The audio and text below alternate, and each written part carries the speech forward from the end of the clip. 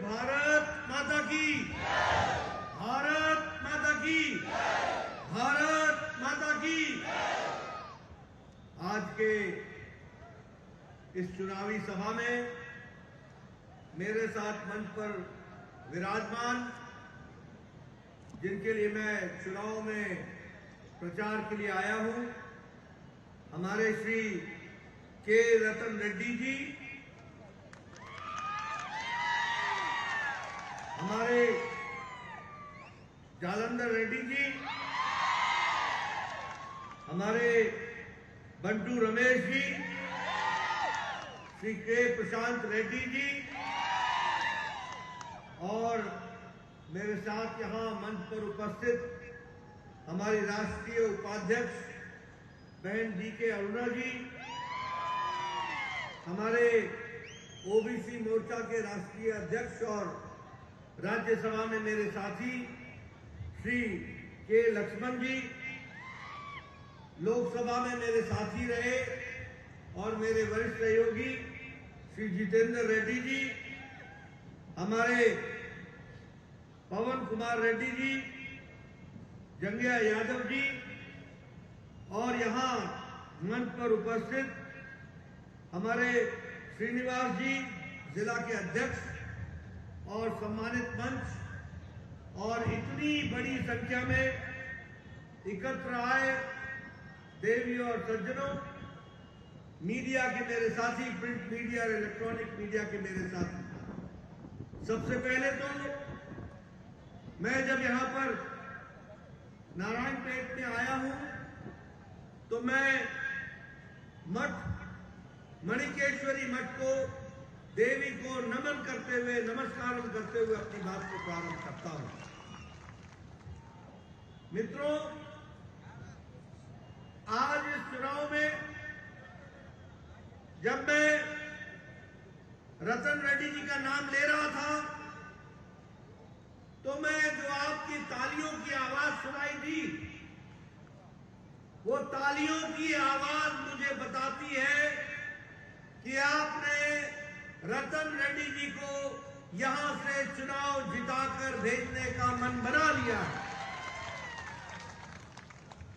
मित्रों, यह चुनाव चाहे जालंधर रेड्डी जी हो, बंटू रमेश जी हो, प्रशांत रेड्डी जी हो या रतन रेड्डी जी हो, इनको सिर्फ विधानसभा में भेजने का उद्देश्य नहीं है, सिर्फ इनको विधानसभा पहुंचाने का उद्देश्य नहीं है। हमारा उद्देश्य है कि तेलंगाना की तकदीर और तस्वीर बदलनी चाहिए, इसके लिए आप सब लोगों को काम करना है। आज यहां मुझे दुख के साथ कहना पड़ता है कि तेलंगाना जो अलग से राज्य बनने के लिए सब लोगों ने अपना योगदान किया, जिसके लिए तेलंगाना राज्य समिति बनी, जिसके लिए तेलंगाना को आगे बढ़ाने का हम लोगों ने संकल्प लिया, हजारों लोगों ने अपनी जानें गंवाई, लाखों लोगों ने अपने आप को इस आंदोलन से जोड़ा, लेकिन दुख के साथ कहना पड़ता है कि केशव चंद्रशेखर राव, तुम और तुम्हारे परिवार ने तेलंगाना को पीछे ढकेल दिया और अपने परिवार को आगे बढ़ाने का काम तुमने किया। ऐसे केसीआर को 30 नवंबर को जवाब देने का समय है, उसको माकूल जवाब देने का अवसर आ चुका है, और ये लड़ाई परिवारवाद के खिलाफ की लड़ाई है। ये लड़ाई सिर्फ तेलंगाना तक सीमित नहीं है, ये लड़ाई भारतीय जनता पार्टी की परिवारवाद और वंशवाद के खिलाफ लड़ाई है। और जब मैं ऐसा कहता हूं तो आपके सामने तेलंगाना के साथ साथ देश की तस्वीर भी आपके सामने रखना चाहता हूं। आज जम्मू कश्मीर का हाल देखो, बीजेपी वहां चुनाव लड़ती है, लेकिन लड़ किससे रही है? एक परिवार की पार्टी। फरूक अब्दुल्ला और उसके बाद उमर अब्दुल्ला। एक परिवार की पार्टी, पहले मुफ्ती साहब और बाद में महबूबा मुफ्ती। पंजाब के अंदर हम चुनाव लड़ते हैं, लड़ाई किससे है? वहां पर कांग्रेस से और अकाली दल, प्रकाश सिंह बादल और सुखबीर सिंह बादल। अगर मैं हरियाणा की बात करूं तो चौटाला परिवार। अगर मैं उत्तर प्रदेश की बात करूं तो एक तरफ मुलायम सिंह थे, उसके बाद अखिलेश, उसके बाद डिंपल, बाकी कोई और आगे नहीं है। अगर मैं बिहार की बात करूं तो लालू, राबड़ी, तेजस्वी और तेज प्रताप। अगर मैं बात बंगाल की करूं तो ममता और उसका भतीजा अभिषेक। अगर मैं आंध्र प्रदेश की बात करूं तो वाईएसआर रेड्डी और वाईएसआर रेड्डी के बाद जगन मोहन रेड्डी। अगर मैं तमिलनाडु की बात करूं तो करुणानिधि, स्टालिन और उदयनिधि स्टालिन। अगर मैं महाराष्ट्र की बात करूं तो शरद पवार, उसके बाद सुप्रिया सुले। अगर मैं महाराष्ट्र की बात करूं तो उद्धव ठाकरे और उसके बाद उसका आदित्य ठाकरे। और अगर मैं तेलंगाना की बात करूं तो एक ही परिवार, केसीआर, केटीआर, कविता और उसका बेटा और बेटी, बाकी सबकी छुट्टी। ये है आज परिवारवाद जिससे भारतीय जनता पार्टी। మిత్రులారా, ఇంత పెద్ద సంఖ్యలో విచ్చేసిన మీ అందరికీ కూడా హృదయపూర్వకమైనటువంటి అభినందనలు. మొట్టమొదటిగా ఈ ప్రాంతం యొక్క ప్రతీక చెందినటువంటి మాతా మాణికేశ్వరి అమ్మవారికి నేను నమస్కరిస్తూ, మీరు మా అభ్యర్థుల పేరు ప్రకటించినప్పుడు ఏదైతే హర్షధ్వనాలు, కరతాళ ధ్వనులతో పెద్దగా స్వాగతం పలికారో అప్పుడే నాకు పూర్తి నమ్మకం ఏర్పడింది. ఖచ్చితంగా మీరు మా బీజేపీ అభ్యర్థులను ఎమ్మెల్యేలుగా గెలిపిస్తారని చెప్పి. ఇవాళ మేము వీళ్ళు ఎమ్మెల్యేలు గెలిపించి తెలంగాణ శాసనసభలో పంపించడం మాత్రమే కాదు, ఈ ఎన్నిక తెలంగాణ ప్రజల భవిష్యత్తు నిర్ధారించే ఎన్నిక. తెలంగాణ ప్రజల భవిష్యత్తే కాదు, దేశం యొక్క రూపురేఖలు కూడా మార్చేటువంటి ఎన్నికలు. కాబట్టి ఈ ఎన్నికల్లో ప్రధానంగా కుటుంబ పాలన ఏదైతే ఇవాళ జరుగుతుందో ఆ యొక్క కుటుంబ పాలనకు వ్యతిరేకంగా ప్రజలు తీర్పునివ్వాల్సిన అవసరం ఉంది. మీరెంతో కష్టపడి తెలంగాణ సాధన కోసము ఉద్యమాలు చేసి, బలిదానం చేసి తెలంగాణ సాధించుకుంటే ఇవాళ తెలంగాణ పేరు చెప్పి అధికారంలోకి వచ్చినటువంటి కేసీఆర్ గారు కేవలం తమ కుటుంబ ప్రయోజనాల కోసమే ఇవాళ పాల్పడుతూ ఉన్నారు. తమ కుటుంబ సంపద పెంచుకోవడానికే ఇవాళ దోహదపడుతున్నారు. అందుకనే తెలంగాణ అభివృద్ధిని పక్కన నెట్టేసి వాళ్ళ కుటుంబ అభివృద్ధికే దోహదపడేటువంటి ఈ కేసీఆర్ బీఆర్ఎస్ పార్టీ. అంతేకాదు, దేశంలో ఉన్నటువంటి ఒక రాజకీయ పార్టీలన్నీ చూస్తూ ఉంటే అన్ని కూడా ఇవన్నీ కూడా కుటుంబ పార్టీలే. జమ్మూ కాశ్మీర్ నుంచి మొదలుకుంటే ఇవాళ ఏ రకంగా షేక్ అబ్దుల్లా, ఫరూక్ అబ్దుల్లా, ఉమర్ అబ్దుల్లా, ఆ నుంచి మొదలుకుంటే ఇవాళ అన్ని రాష్ట్రాల్లో కూడా, మహారాష్ట్ర కానీ లేదా ఆంధ్రప్రదేశ్ కానివ్వండి, వెస్ట్ బెంగాల్ కానివ్వండి, అన్ని హర్యానా, ఉత్తరప్రదేశ్ తో సహా తండ్రి కొడుకులు, కూతురు మాత్రమే రాజ్యం వెళ్తున్నారు. చివరికి తెలంగాణలో కూడా కేసీఆర్, కేటీఆర్, కవిత, హరీష్ రావు మాత్రమే.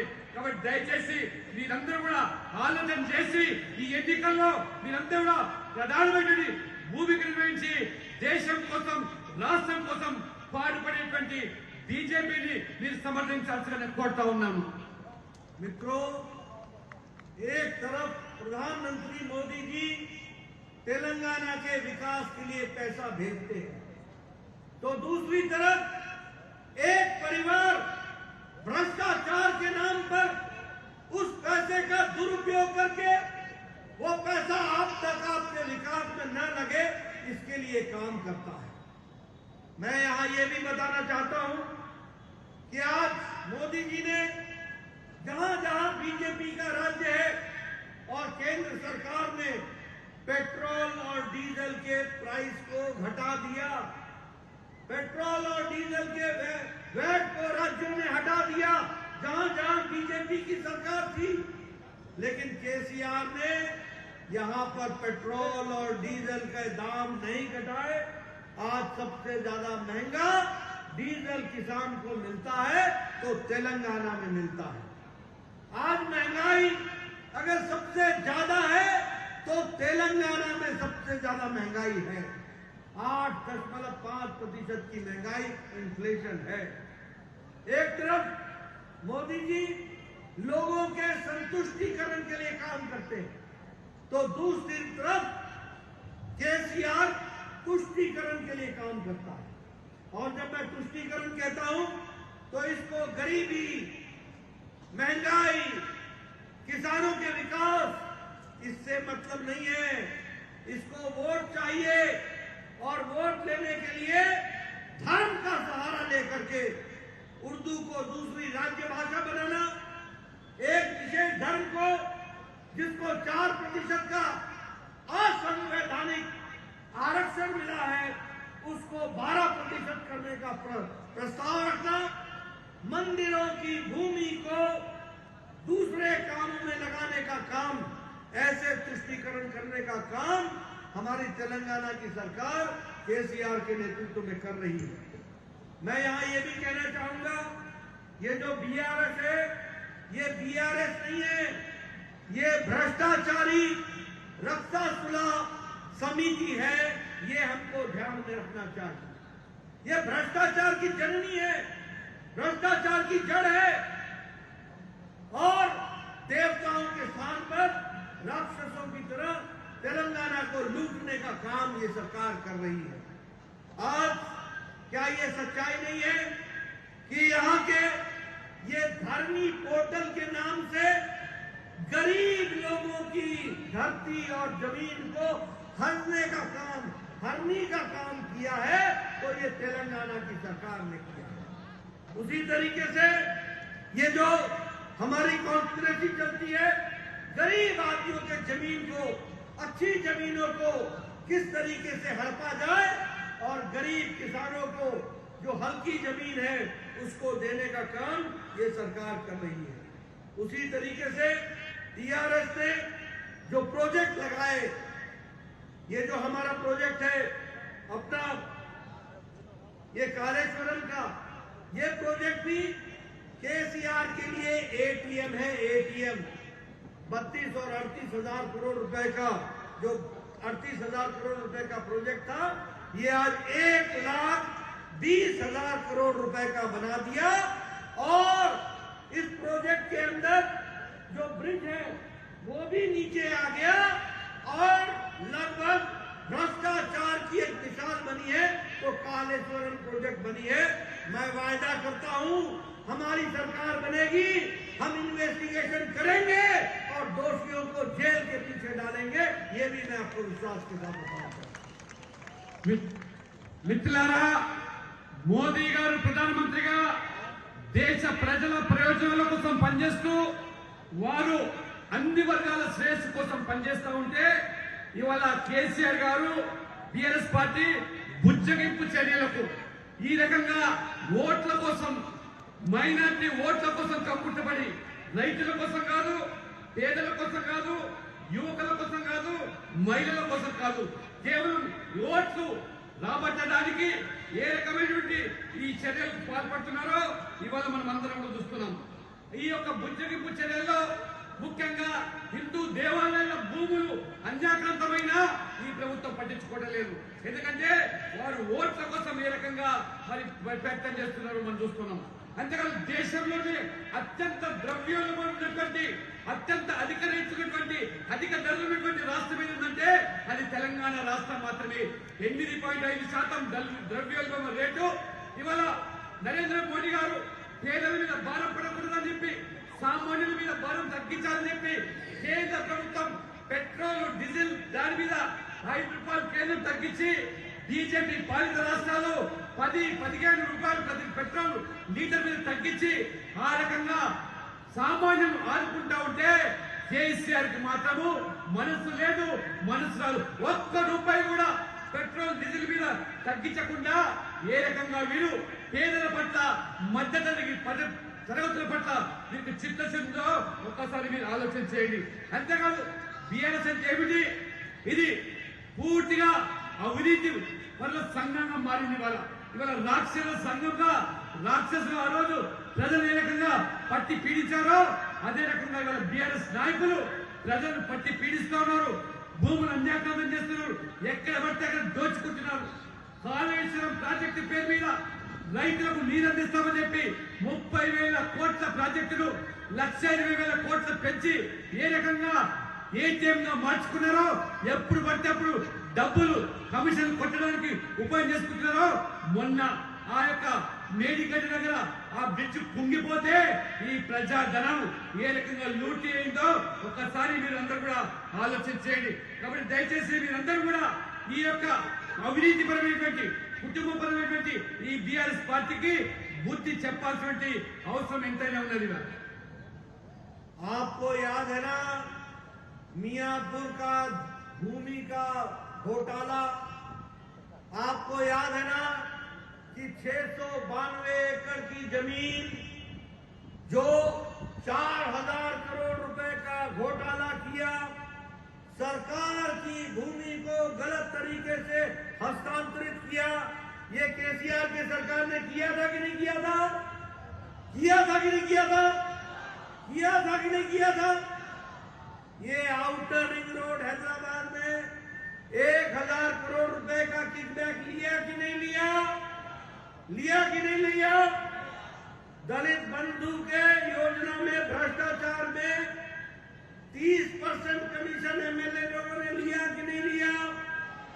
और केसीआर ने विधायक दल की बैठक में पूछा कि नहीं पूछा कि तुम 30% का कट ले रहे हो, 30% का घोटाला करते हो?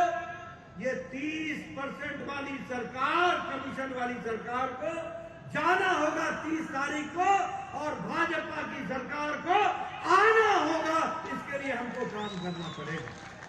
मित्रों, मैं भ्रष्टाचार की दृष्टि से आपसे बात करूं। आप बताइए, प्रधानमंत्री फसल बीमा योजना को इन्होंने लागू करने से इनकार किया कि नहीं किया? इन्होंने तेलंगाना के लोगों के खिलाफ वायदा खिलाफी की कि नहीं की? आप बताइए। ये आयुष्मान भारत को पहले लागू करने से रोका था कि नहीं रोका था? गरीब लोगों को 5 लाख रुपए का उनको इंश्योरेंस मिल सके, इसको रोकने का काम केसीआर ने किया कि नहीं किया? आपको वायदा किया था कि नहीं कि 2 BHK का हम फ्लैट देंगे? किया था वायदा? किया था वायदा? किसी को घर मिला? किसी को घर मिला? और प्रधानमंत्री आवास योजना में भी जो पैसा आया वो भी आप तक नहीं पहुंचने दिया इस केसीआर ने। प्रधानमंत्री ग्रामीण, एक तरफ मोदी जी है जो 5G, आप अपना मोबाइल उठाओगे तो अभी देखोगे तो उसमें 5G आएगा, 5G।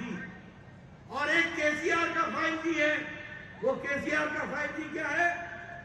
जी फॉर गरीबी, जी फॉर घोटाला, जी फॉर घूसखोरी, जी फॉर घपलेबाजी और जी फॉर गुंडा राज। बोलो, ऐसी सरकार को रहने देना है क्या? रहने देना है क्या ऐसी सरकार को? मैं पीछे से आवाज सुनना चाहता हूं, रहने देना है क्या? इसको घर भेजना है ना? 30 तारीख को घर भेजोगे ना? इन सबको जिताओगे ना? मैं यहां ये भी आपको कहना चाहता हूं कि जहां तक विकास का सवाल है तो उसमें हम ये जरूर कह सकते हैं कि जहां भारतीय जनता पार्टी की सरकार आएगी, जहां भारतीय जनता पार्टी की सरकार होगी, वहां प्रदेश में विकास होगा। जहां भारतीय जनता पार्टी की सरकार होगी वहां महिलाओं को सम्मान मिलेगा। जहां भारतीय जनता पार्टी की सरकार होगी वहां भ्रष्टाचार को हम हटा के रहेंगे। जहां भारतीय जनता पार्टी की सरकार होगी वहां युवाओं को रोजगार मिलेगा। जहां भारतीय जनता पार्टी की सरकार होगी वहां किसान और अन्नदाताओं को पूरी ताकत से उनको आगे खड़ा करने का काम मिलेगा। मैं यहाँ ये भी बताना चाहता हूँ, बताओ मोदी जी के राज में देश आगे बढ़ा कि नहीं बढ़ा? देश आगे बढ़ा कि नहीं बढ़ा? आज 5वें नंबर की अर्थव्यवस्था इकोनॉमी बन गई कि नहीं? बनी कि नहीं? आज याद रखना 2024 में आप मोदी जी को फिर से जिताओगे, यहां हमारी सरकार बनाओगे, 2028 में भारत तीसरे नंबर की अर्थव्यवस्था बन जाएगा, तीसरे नंबर की अर्थव्यवस्था बन जाएगा। मित्रों, मैं यहां यह भी बताना चाहता हूं, प्रधानमंत्री गरीब कल्याण अन्न योजना के तहत, गरीब कल्याण अन्न योजना के तहत जो 5 किलो गेहूं या 5 किलो चावल और 1 किलो दाल देने का काम मोदी जी ने किया है और अगले 5 साल तक ये दिया जाएगा। ये याद रखना, इसने 13.5 करोड़ परिवारों को गरीबी की रेखा से ऊपर उठा दिया है। ये मोदी जी ने देश को बदला है। 1% से नीचे हमारे जो सबसे गरीब हैं, अति गरीब हैं, उनकी संख्या 1% से कम आ गई है। हमारे एग्रीकल्चर का बजट 6 गुना बढ़ा दिया गया है। विकास के नए आयाम लिखे जा रहे हैं। మిత్రులారా, ఈ ప్రభుత్వం ఎంత అవినీతిమయమంటే మియాపూర్ ప్రభుత్వ భూములను 692 ఎకరాలు అన్యాక్రాంతం చేసి ఏ రకమైన కుంభకోణం పాల్పడ్డదో మీ అందరికీ తెలిసిందే. 1000 కోట్లతో హైదరాబాద్ రింగ్ రోడ్డులో అదొక కుంభకోణం. అంతేకాదు, స్వయంగా ఈ బీఆర్ఎస్ ఎమ్మెల్యేలు దళిత బంధు పేరు మీద దళితులు ఏ రకంగా దగా చేసి మోసం చేశారో ముఖ్యమంత్రి కేసీఆర్ స్వయంగా ఆ ఎమ్మెల్యేల మీటింగ్ లో మీరు 30% కమిషన్ తీసుకొని మీ అనుచరులకు ఇస్తున్నారు. ఇది వాస్తవా కాదని ప్రశ్నిస్తే అది నోరు విప్పలేదు. కాబట్టి ఈ రకంగా దళితుల అభ్యున్నతికి అని చెప్పి బీఆర్ఎస్ నాయకులు వాళ్ళ కుటుంబ సభ్యులకు మాత్రమే, వాళ్ళ అంచెలకు మాత్రమే ఈ దళిత బంధును వర్తింపజేశారు. రైతులకు సంబంధించిన ఈ బీమా పథకాన్ని ఇక్కడ అమలు చేయలేకపోతా ఉన్నారు. మోదీ గారు పేదల ఆరోగ్యం దృష్ట్యా ఆయుష్మాన్ భారత్ 5 లక్షల ఉచిత ఆరోగ్య బీమా పథకాన్ని ప్రవేశపెడితే కోవిడ్ సమయంలో ఏ రకంగా మనం బాధలు పడ్డామో ఈ తెలంగాణలో పేదవాడికి ఈ కోవిడ్ తగ్గితే, కోవిడ్ వచ్చినట్టయితే వారి శవం రావాల్సిందే కానీ ఆ కోవిడ్ ఈ ఆయుష్మాన్ భారత్ పరిధిలోకి రాలేదంటే అది కేసీఆర్ చేసిన పాపమైన విషయం మనం తెలుసుకోవాలి. కాబట్టి ప్రధానమంత్రి ఆవాస్ యోజన పేరు మీద పేదలకు సొంతింటి కథ సాకారం చేయలేదు. దేశవ్యాప్తంగా కోట్ల మందికి నరేంద్ర మోడీ ఇల్లు కట్టిస్తా ఉంటే కేసీఆర్ మాత్రము ఇల్లు కట్టించకుండా మోదీ గారు పంపించిన నిధులు దాన్ని మళ్లించి పేదవాడి సొంతింటి కళను కూడా ఏ రకంగా వమ్ము చేశాడో మీరు ఆలోచన చేయండి. ఇవాళ వాస్తవంగా మోదీ ప్రభుత్వం అంటే అది అభివృద్ధి ప్రభుత్వం. మోదీ ప్రభుత్వ హయాంలో మహిళలకు రక్షణ, అవినీతి నిర్మూలన, యువతకు కొలువులు, రైతులకు ఇవాళ కష్టపడి పనిచేసే రైతులకు వారి పెట్టుబడి సాయంతో పాటు అన్ని రకాల కూడా ఇవాళ రాయితీలు ఇచ్చి వ్యవసాయాన్ని లాభసాటిగా మారుస్తా ఉన్నాడు. Modi guarantee 5G internet. ఇవాళ కేసీఆర్ అంటే వాళ్ళు చెప్పినట్టుగా 5G అంటే గరీబీ, గొటాలా, గప్లేబాజ్, గుస్కోరి, ఈ రకంగా వారు పేరు ప్రఖ్యాతులు గాంచినారు. కాబట్టి దయచేసి ఇవాళ మోదీ గారు ఈ 9 సంవత్సరాల్లో ప్రపంచం మొత్తం కూడా ఇవాళ కొనియాడుతూ ఉన్నది. 13.5 కోట్ల పేదవాళ్ళని వల్ల ఆ యొక్క పేదరికం నుంచి వారు ఏ రకంగా పైకి తీసుకొచ్చారో ఇవి ప్రపంచ గణాంక వివరాలు తెలియజేస్తున్నాను. 1% మంది ఉన్నటువంటి అతి పేదవాళ్ళ నుంచి కూడా దారిద్ర్య రేఖ నుంచి వారికి వెలుగులోకి తీసుకొచ్చినటువంటి మహానుభావుడు నరేంద్ర మోడీ. కాబట్టి రేపు నవంబర్ 30 జరిగేటువంటి ఎన్నికల్లో ఈ అవినీతి ప్రభుత్వం తొలగిస్తామా లేదా? మీరు గట్టిగా చెప్పండి. తొలగిస్తామా లేదా? మోదీ ప్రభుత్వం మళ్ళీ 3వసారి ప్రధానమంత్రి అయితే ఏ రకంగా వాళ్ళ ప్రపంచంలోనే అతి 5వ ఆర్థిక దేశంగా ఎదిగిందో, 3వసారి ప్రధానమంత్రి అయితే ప్రపంచంలోనే 3వ అతి పెద్ద ఆర్థిక దేశంగా మోదీ నాయకత్వంలో మారబోతుంది. కాబట్టి అటువంటి ప్రభుత్వాన్ని ఓటేస్తామా, మీరు కేసీఆర్ చేస్తారా? దయచేసి ఆలోచన చేయండి. मित्रों, मोदी जी के राज में देश में गांव, गरीब, वंचित, पीड़ित, शोषित, अनुसूचित जाति का भाई, अनुसूचित जनजाति का भाई, युवा, किसान, महिला, इनको ताकत देने का काम किया है तो नरेंद्र मोदी जी की सरकार ने। मैं ये भी बताना चाहता हूं, प्रधानमंत्री गरीब कल्याण अन्न योजना, प्रधानमंत्री आवास योजना, प्रधानमंत्री आयुष्मान भारत, प्रधानमंत्री स्वच्छता अभियान, प्रधानमंत्री उज्ज्वला योजना, प्रधानमंत्री उजाला योजना, प्रधानमंत्री फसल बीमा योजना, ये सारी योजनाएं जहां महिलाओं को ताकत देती हैं, वहीं गरीब को, गांव को ताकत देने का काम करती है। आपको जानकर खुशी होगी कि प्रधानमंत्री जी ने एक साल में 10 लाख करोड़ रुपए भारत में इंफ्रास्ट्रक्चर में खर्च करने का तय किया है और तेलंगाना में 5,21,000 करोड़ रुपए खर्च करने का तय किया है। ये भी आपको याद रखना है। उसी तरीके से आपने देखा होगा कि पिछले 9 सालों में 2,500 किलोमीटर की सड़क बनी है और 1 लाख करोड़ रुपए उस पर खर्च हुआ है।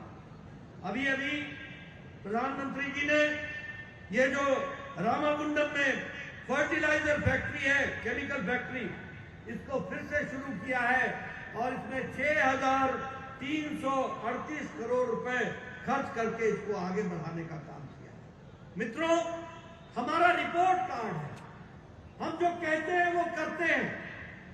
ये मोदी की गारंटी है, मोदी की गारंटी।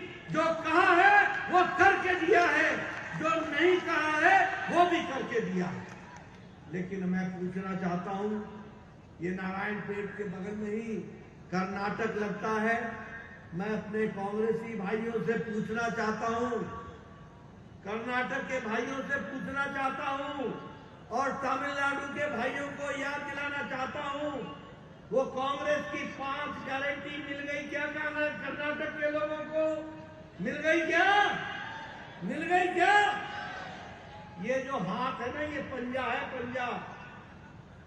ये कभी भी जो कहता है वो करता नहीं है, लोगों को धोखा देता है और लोगों को छलावे में रखता है। ये भी हमको याद रखना। बताइए, कर्नाटक में फ्री बिजली बिल बोला था 200 यूनिट फ्री देंगे, मिल गया क्या? मिल गया क्या? और पहले 24 घंटे बिजली आती थी, आजकल 4 घंटे बिजली आती है। क्या यही तुम नारायणपेट में भी चाहते हो? नारायणपेट में ये चाहते हो क्या? चाहते हो क्या? बताया था कि हम महिलाओं को फ्री बस सर्विस देंगे। बस में बैठने का इंतजाम ही नहीं है तो फ्री क्या देंगे? फ्री क्या देंगे जब बस में बैठने का इंतजाम नहीं है? उसी तरीके से कहा था कि हम बेरोजगार खत्म करेंगे। कर्नाटक में बेरोजगारी खत्म हो गई क्या? नौकरी लगी क्या? बेरोजगारी भत्ता मिला क्या? मित्रों, ये हाथी के दांत दिखाने के और हैं और खाने के और हैं। एक बात की कांग्रेस पार्टी में गारंटी है, एक बात की गारंटी है, और वो केसीआर से मिलती जुलती गारंटी है। दोनों की एक बात की गारंटी है, जहां कांग्रेस होगी, जहां केसीआर होगा, वहां भ्रष्टाचार होगा, इसकी गारंटी है। वहां घोटाला होगा, वहां लूट होगी, वहां लोगों के साथ धोखा दिया जाएगा। ये बात की पक्की है। हम यहां ये भी बताना चाहते हैं कि हमने तय किया है कि हमारी बहनों को आप उनको चुनाव जिता करके भेजिए, साल के 4 सिलेंडर मुफ्त भारतीय जनता पार्टी पहुंचाएगी। ये भी हमारा आपको ये भी हम बताना चाहते हैं कि बैकवर्ड कास्ट का हम चीफ मिनिस्टर बनाएंगे, बीसी का सीएम। लेकिन जैसे जैसे जैसे हमारा पीएम जो सबका साथ, सबका विकास, सबका विश्वास, सबका प्रयास करता है, उस तरीके से हम विकास को आगे बढ़ाएंगे। हम यहाँ ये भी बताना चाहते हैं कि धान पर, पैडी पर, चावल पर हम 3,100 रुपए प्रति क्विंटल एमएसपी में हम खरीदी करेंगे। ये भी हम आपको बताना चाहते हैं। उसी तरीके से फर्टिलाइजर पर प्रति एकड़ हर एकड़ के लिए हम 1800 रुपए का फर्टिलाइजर की सब्सिडी देंगे। ये भी हम आपको बताना चाहते हैं। 18,000 क्षमा करिएगा, 18,000 की सब्सिडी।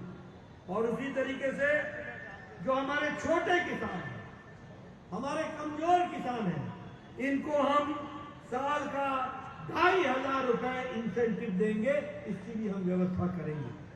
और हम वैट को रिड्यूस करेंगे, पेट्रोल और डीजल के प्राइसेस को हम कम करेंगे। इसके लिए हम काम करेंगे। इतना ही नहीं, हम स्कूल के जो हमारी कॉलेज जाने वाली बच्चियां हैं, उनको हम मुफ्त में लैपटॉप देंगे ताकि वो अच्छी शिक्षा ग्रहण कर सके। इसकी हम व्यवस्था करेंगे। और ये जो SHG ग्रुप है, सेल्फ हेल्प ग्रुप, स्वयं सहायता समूह, इनको हम 1% के उस पर हम लोन देंगे ताकि ये अपना विकास कर सके। और हमारे नौजवान सुन लें, इनको चुनाव जिता करके भेजना। हम 2.5 लाख सरकारी नौकरी अगले 5 साल में देंगे। इस बात को भी हम पूरा करेंगे। और जो हमारे गरीब लोग हैं, आयुष्मान भारत में आते हैं, उनको अभी हम 5 लाख रुपए का हेल्थ कवर दे रहे हैं। आप हमारी सरकार बनाना, 10 लाख रुपए का हेल्थ कवर उनको दिया जाएगा। इसकी व्यवस्था करेंगे। और इसके साथ साथ हमारे बुजुर्गों को, हमारे बुजुर्ग लोगों को काशी विश्वनाथ और राम मंदिर जाने के लिए मुफ्त में तीर्थ यात्रा कराने का इंतजाम करेंगे। और उसी तरीके से 17 सितंबर को हम उसको national liberation day, Telangana liberation day और तेलंगाना विमोचन दिवस हम सरकारी तौर पर मनाएंगे। इस बात का भी हम आपको विश्वास दिलाते हैं। मित्रों, आप बताइए, बीजेपी को वोट डालेंगे ना? डालेंगे ना? మిత్రులారా, మోదీ గారి నేతృత్వంలో ఏ రకంగా దేశంలో ఎస్సీ, ఎస్టీ, ఓబీసీ, మహిళలు, రైతులు, యువకుల కోసం ఈరోజు సమగ్ర అభివృద్ధితో, సమదృష్టితో, సమన్యాయం చేస్తూ ఉన్నదో, అదే పంతాలో ఇవాళ మహిళల కోసం పిఎం ఉజ్వల కానివ్వండి, పిఎం గరీబ్ కళ్యాణ్ యోజన పేరు మీద 5 కిలోల బియ్యం ఏదైతే పంపిణీ చేస్తున్నారో, వచ్చే 5 సంవత్సరాల కోసం మోదీ గారు ఏ పేదవాడు కూడా ఆకలితో అలమటించకూడదని చెప్పి పేదవాళ్ళ కోసం పెంచి ఆ యొక్క పథకాన్ని కూడా వారు పెంచిన కార్యక్రమాన్ని 10 లక్షల కోట్లు మౌలిక సదుపాయాల కోసం మోదీ ప్రభుత్వం ఖర్చు చేస్తే 5,21,000 కోట్లు కేవలం తెలంగాణలో మౌలిక సదుపాయాల కోసం అనేక రంగాలుగా నిధులు అభివృద్ధి కోసం కేటాయించడం జరిగింది. అది రైల్వే కానీ, రోడ్స్ కానివ్వండి, నేషనల్ హైవేస్ కానివ్వండి. ఈ రకంగా నరేంద్ర మోడీ ప్రభుత్వం మూతపడినటువంటి రామగుండం ఎరువుల కర్మాగారాన్ని 6,300 కోట్లతో తిరిగి తెరిపించి అక్కడ ఉన్నటువంటి యువకులకు ఉద్యోగ ఉపాధి అవకాశాలు కల్పించడమే కాకుండా రైతులకు సరసమైన ధరలో తెలంగాణ, ఆంధ్రప్రదేశ్ కాదు, దక్షిణాది రాష్ట్రాలందరికీ కూడా ఇవాళ ఆ యొక్క ఎరువులు పంపిణీ చేసేటువంటి కర్మాగారాన్ని మోదీ గారు తెరిపించారు. ఇవాళ ఒక్కసారి మీరు ఆలోచన చేయండి. మోదీ గారి గ్యారెంటీ అంటే వాళ్ళు చెప్పిందే చేయడము, చేయగలిగింది మాత్రమే చెప్పడము. అది వారికి ఉన్నటువంటి ప్రత్యేకత. ఇవాళ కాంగ్రెస్ గ్యారెంటీ అంటే కేవలం గ్యారెంటీ అవినీతి కోసం గ్యారెంటీ ఇస్తాం, కుటుంబ పాలన కోసం గ్యారెంటీ ఇస్తాం, ఓట్ల కోసం సంతృష్టికరమైన రాజకీయాలు నడపడానికి మేము గ్యారెంటీ ఇస్తాం. కానీ కర్ణాటకలో 5 గ్యారెంటీ చెప్పారు.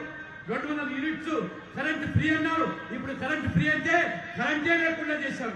రైతులు ఇవాళ 5 గంటలు కూడా కరెంట్ లేక ఏ రకంగా అల్లాడిపోతున్నారో, ఇవాళ పొరుగుతున్నటువంటి నారాయణపేటలో వారు రైతులు ఆ కర్ణాటక నుంచి వచ్చి ఏ రకంగా మేము చేస్తే తప్పును మీరు చేయకండి, కాంగ్రెస్ నమ్మి మోసపోయామని చెప్తున్నారు. మహిళలకు ఉచితంగా బస్సు ప్రయాణం అన్నారు, ఇవాళ బస్సులే లేకుండా చేశారు. కాబట్టి ఈ రకమైనటువంటి పరిస్థితి మనం తెలంగాణకు రావాలంటే కాంగ్రెస్ మనం కోరుకోవాలి. కాబట్టి కాంగ్రెస్ ఏ రకంగా 6 మాసాల్లోనే అక్కడ ఉన్నటువంటి యువతకు ఉద్యోగాలు ఇస్తామని చెప్పి ఉద్యోగం ఇవ్వకపోతే 3,000 నిరుద్యోగ భృతి ఇస్తామన్నారు. 6 మాసాలైంది, ఒక్క ఉద్యోగం నోటిఫికేషన్ ఇవ్వలేదు. కర్ణాటకలో ఒక్కరికి కూడా 3,000 భృతి ఇవ్వలేదు. అటువంటి కాంగ్రెస్ నమ్మి ఇవాళ తెలంగాణలో నారాయణపేటలో మోసపోతామా? మీరు ఒక దయచేసి ఆలోచన చేయండి. ఇవాళ మోదీ గారి గ్యారంటీ ఏదైతుందో ఇవాళ చాలా స్పష్టంగా తెలంగాణ భారతీయ జనతా పార్టీ ఎన్నికల ప్రణాళికలో మహిళలకు ఎవరైతే ఇవాళ పేద మహిళలు ఉన్నారో వారికి ఏడాదికి 4 ఉచితంగా గ్యాస్ సిలిండర్ ఇస్తామని బీజేపీ అధికారులకు వస్తే తెలంగాణ చరిత్రనే మొదటిసారిగా ఒక బీసీను సీఎం చేస్తామని. బీసీ సీఎం అంటే ఇవాళ నరేంద్ర మోడీ గారు సీఎం ఎట్లా అయితే అన్ని వర్గాల కోసం పనిచేస్తున్నాడు, అదేవిధంగా బీసీ సీఎం కూడా తెలంగాణ రాష్ట్రంలో అన్ని వర్గాల శ్రేష్ఠ కోసం కూడా అగ్రవర్ణాల పేదలకు 10% రిజర్వేషన్ మోదీ గారు ఆ రకంగా భారతీయ జనతా పార్టీ ఇవాళ మొదటిసారిగా బీసీకు సీఎం అవకాశం ఇస్తే అన్ని వర్గాల ప్రయోజనాల కోసం పనిచేస్తామని. రైతులకు ఇవాళ ఏ రకంగా ఇవాళ ప్రతి ఎకరాకు 18,000 రూపాయలు ఇవాళ సబ్సిడీ ఇచ్చి వ్యవసాయాన్ని లాభసాటిగా మార్చడానికి ప్రయత్నం చేస్తున్నామో ఆ రకంగా మరి రైతులు కూడా ఆ రకంగా ఆదుకుంటాం. అంతేకాకుండా ఎవరైతే విద్యార్థులు అమ్మాయిలు చదువుకునే వరకు డిగ్రీ ప్రొఫెషనల్ కోర్సెస్ వెళ్లే వారికి ఉచితంగా వాళ్ళందరికీ కూడా ల్యాప్టాప్స్ ఇవ్వబడుతుంది బీజేపీని గెలిపిస్తే. అదే రకంగా మహిళా సంఘాలకు నామమాత్రంగా 1% వడ్డీతోనే ఇవాళ పెద్ద ఎత్తున కూడా ఆ మహిళా సంఘాలకు రుణాలు కల్పించి వారికి ఉపాధి ఉద్యోగాలు కాకుండా వాళ్ళ భర్తల ఆదాయం మీద ఆధారపడకుండా ఆ రకంగా మహిళల అభివృద్ధి కోసం పాటుపడతామని చెప్పి. అంతేకాదు ఏ యువకులైతే తెలంగాణలో కొలువుల కోసం కొట్టాడి తెలంగాణ తెచ్చుకుంటే ఈ రోజు కేసీఆర్ యువకులను నిరుద్యోగులను మోసం చేశాడో బీజేపీకి ఓటేసి గెలిపిస్తే 5 సంవత్సరాలనే 2.5 లక్షల ప్రభుత్వ ఉద్యోగాలు నిర్దిష్ట సమయంలో నిర్దిష్టమైన కాలంలో భర్తీ చేసి పూర్తిగా మీకు వారికి హామీ ఇస్తా ఉన్నాం. అంతేకాదు పేదల ఆరోగ్యాన్ని దృష్టిలో పెట్టుకొని 10 లక్షల ఇవాళ 5 లక్షల ఆయుష్మాన్ భారత్ అయితే రాష్ట్రంలో అధికారులకు వస్తే పేదవాడి వైద్యం కోసం కూడా 10 లక్షల ఆరోగ్య బీమా. అంతేకాకుండా తెలంగాణ ప్రజలు ఆ రోజు నిజాంకు వ్యతిరేకంగా రజాకార్లకు వ్యతిరేకంగా పోరాడి సాధించుకున్న ఈ యొక్క హైదరాబాద్ విమోచన 17 సెప్టెంబర్ తెలంగాణ విమోచన దినోత్సవాన్ని కూడా ప్రభుత్వ పరంగా రాష్ట్ర వ్యాప్తంగా కూడా ఆ రకంగా జరిపి ఆ పోరాట యోధులను సన్మానించుకొని గౌరవించుకొని వారి ప్రత్యేకంగా గుర్తిస్తామని. చివరిగా ఈ రోజు తెలంగాణలో ఉన్నటువంటి అందరి కూడా సీనియర్ సిటిజన్స్ వాళ్ళందరూ కూడా వృద్ధులందరూ కూడా ఇవాళ భవ్యమైన రామ మందిరం అదే రకంగా కాశీ విశ్వనాథ్ యొక్క దర్శనానికి ఉచితంగా ఈ యొక్క ప్రయాణం కల్పించి దర్శనాన్ని కూడా చేపించడానికి భారతీయ జనతా పార్టీ సిద్ధంగా ఉందని చెప్పి కూడా నేను స్పష్టం చేస్తా ఉన్నాను. इसलिए मेरा निवेदन है कि तेलंगाना से भ्रष्टाचार को जड़मूल से समाप्त करने के लिए और विकास लाने के लिए भारतीय जनता पार्टी को आपका समर्थन मिले. इसलिए मेरा निवेदन है कि तुष्टीकरण से छुटकारा पाने के लिए और सबका साथ, सबका विकास, सबका विश्वास, सबका प्रयास को आगे बढ़ाने के लिए भारतीय जनता पार्टी को आपका समर्थन मिले. और इसलिए मेरा निवेदन है कि जो लोग परिवारवाद, वंशवाद को आगे बढ़ाते हैं उनसे निजात पाने के लिए भारतीय जनता पार्टी का समर्थन करें. और इसलिए मैं आपसे ये निवेदन करने आया हूं कि इस चुनाव में बताइए कमल खिलाएंगे ना? कमल खिलाएंगे ना? 30 तारीख को कमल का बटन दबाएंगे ना? के रतन रेड्डी को चुनाव जिताएंगे ना? हमारे जालंधर रेड्डी को चुनाव जिताएंगे ना? हमारे बंडू रमेश को चुनाव जिताएंगे ना? और हमारे के प्रशांत रेड्डी को चुनाव जिताएंगे ना? सबको विधानसभा में भेजेंगे ना? आपका बहुत बहुत धन्यवाद. जय भारत, जय तेलंगाना. మిత్రులారా, తెలంగాణ నుంచి ఈ అవినీతి కుటుంబ పాలన నుంచి విముక్తి చేయడానికి మీరందరూ కూడా ఈ ఎన్నికల్లో బీజేపీని బలపరచాలి. ఈ బుచ్చగింపు చర్యలకు ఓటు బ్యాంక్ రాజకీయాలకు స్వస్తి పలకాలంటే సబ్కా సాత్ సబ్కా వికాస్ కావాలంటే మీరందరూ కలిసి సంఘటితంగా కమలాన్ని ఎన్నికల్లో వికసింపజేస్తారా?